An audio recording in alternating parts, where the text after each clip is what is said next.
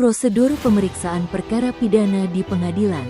Bagan alur ini menjelaskan tahapan-tahapan persidangan perkara pidana di pengadilan, mulai dari pembacaan dakwaan hingga putusan akhir.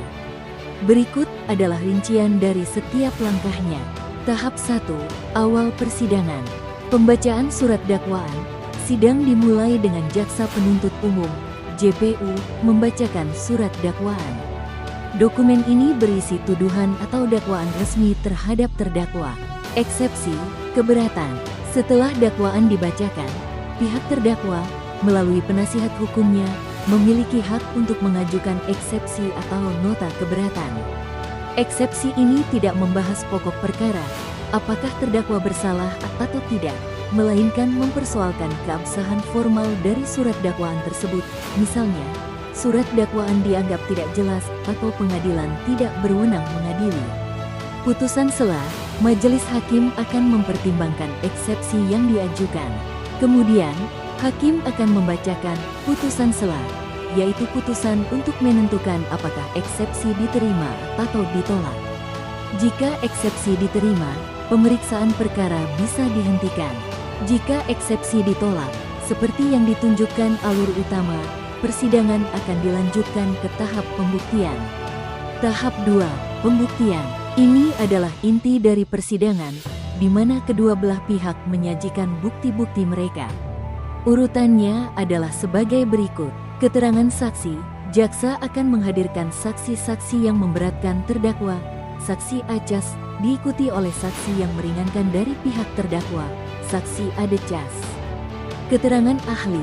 Jika diperlukan, baik jaksa maupun pihak terdakwa dapat menghadirkan ahli untuk memberikan keterangan sesuai dengan keahlian mereka, misalnya, ahli forensik, ahli psikologi. Surat pemeriksaan bukti-bukti berupa surat atau dokumen yang relevan dengan perkara. Keterangan terdakwa. Terdakwa diberikan kesempatan untuk memberikan keterangannya sendiri di hadapan majelis hakim. Tahap 3. Tuntutan dan pembelaan. Adu argumen final.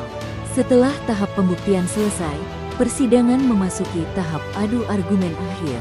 Tuntutan jaksa penuntut umum, rekuisitor. Jaksa menyajikan analisis yuridisnya berdasarkan fakta-fakta persidangan dan mengajukan tuntutan pidana, misalnya, hukuman penjara, denda, terhadap terdakwa. Pembelaan terdakwa, pledoi. Terdakwa atau penasihat hukumnya menyampaikan nota pembelaan, pledoi, untuk membantah tuntutan jaksa dan memohon putusan yang seringan-ringannya atau putusan bebas. Jawaban penuntut, replik. Jaksa diberi kesempatan untuk menanggapi pledoi dari pihak terdakwa. Jawaban terdakwa, duplik. Pihak terdakwa diberi kesempatan terakhir untuk menanggapi replik dari jaksa. Tahap 4. Putusan hakim. Musyawarah majelis. Setelah semua tahap selesai, majelis hakim akan melakukan musyawarah secara tertutup untuk mengambil keputusan berdasarkan semua fakta dan bukti yang terungkap di persidangan. Pembacaan putusan. Majelis hakim akan membacakan putusan akhir dalam sidang yang terbuka untuk umum. Tahap 5. Pasca putusan. Setelah putusan dibacakan, ada beberapa kemungkinan tindak lanjut. Kehadiran para pihak. Jika para pihak hadir, proses berlanjut ke penentuan sikap apakah akan menerima putusan atau mengajukan banding.